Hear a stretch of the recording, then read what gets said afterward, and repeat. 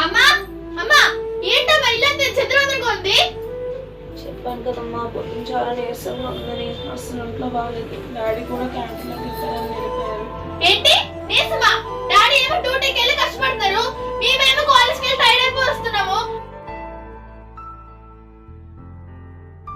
పళ్ళు ఇల్లు క్లీన్ చేసి వంట చేయడం కూడా నీకు నీరసం వస్తుందా?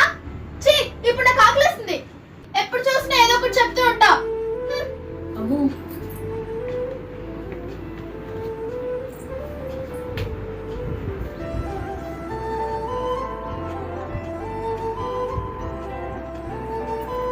వచ్చిందమ్మా మా అయ్యారక్క. ఫ్రెండ్స్ తో బాగా ఎంజాయ్ చేసుకొని అమ్మకు బాగా కనీసం టాబ్లెట్ తెద్దాను కూడా ఆలోచన లేదు, అట్లీస్ట్ టిఫిన్ తెద్దాను కూడా ఆలోచన లేదు. లేకుండా వంట చేయలేని అరుస్తుంది. ఏంటో ఈ మనుషులకి, మా కుక్కలకున్న ప్రేమ కూడా మనుషులకు ఉండదు. అంతేలే కొన్ని జీవితాలు అంతే.